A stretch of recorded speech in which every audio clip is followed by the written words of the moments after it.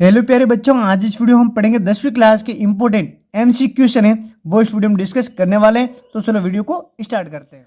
तो हमारा पहला टॉपिक है वो दे रखा है आपके समरूप। एक होता है आपके समरूप, एक होता है आपके सर्वांगसम।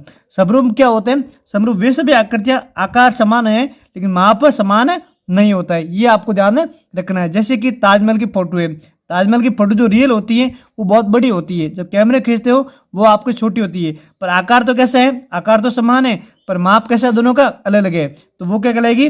वो कहलाएगी आपके समरूप। एक होता है आपके सर्वांगसम। सर्वांगसम क्या होते हैं? जिनका आकार और आयतन दोनों आपके बराबर है, वो सब कैसे होंगे? सर्वांगसम होंगे। और जो समरूप का जो एग्जाम्पल है वो आपको याद रखना वर्त का। और जो सर्वांगसम में कोई भी आपको जैसे वर्ग पूछ सकता है, आयत पूछ सकता है, ये आप ध्यान रखना है। इसके बाद मैंने टॉपिक लिया है निश्चित प्रायिकता की घटना क्या होगी? वो होती है आपके एक। कोई भी निश्चित पूछता है तो आपको बताना एक, और अनिश्चित पूछे तो बताना आपको 0।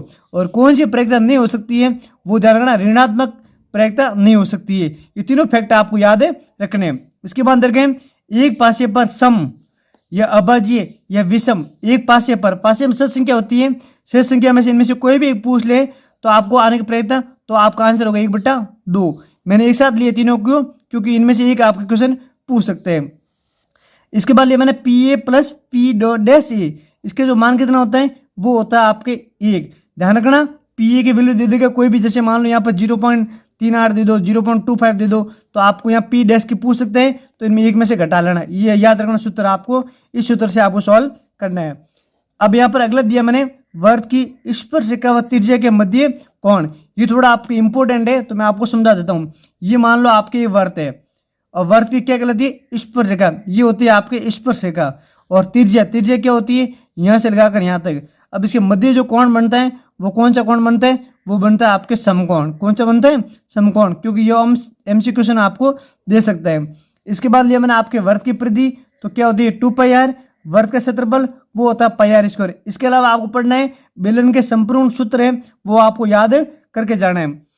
और इसके बाद मैंने एक क्वेश्चन लिया है A1/A2 नॉट बराबर है B1 B2। वहां पर ऑप्शन में दे देगा कि हल अद्वितीय होगा। ऑप्शन कौन सा होगा?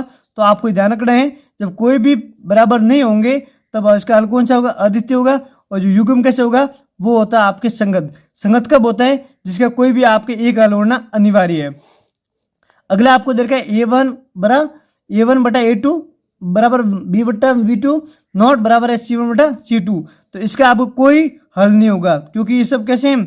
ये दोनों आपके बराबर नहीं है, तो इसका युग्म कैसे होगा? इसका होगा आपके असंगत। इसी टाइप से मैंने आपके थर्ड लिया है, इसका कोई आपके संगत है, कोई आपके अपरिमित हल होंगे, ये आपको ध्यान रखना है। इसके बाद लिया मैंने मूल बिंदु, तो मूल बिंदु के निर्देशांक क्या होगा? वो आता है आपके 0,0। ये आपको याद है रखना है। पिछली बार आपके एग्जाम ये क्वेश्चन पूछा हुआ है तो इस बार ये पूछ सकते हैं। तो यहाँ पूछ रहा है y अक्ष से दूरी। मैं आपको समझा देता हूँ। देखो यहाँ से y अक्ष कौन सा है? ये होता है आपके x, ये होता है आपके y से दूरी को कौन बैठा है? x। तो इसका आंसर क्या होगा? आपका 3। इसी टाइप से x के पूछे तो y का आपको आंसर लिखना है।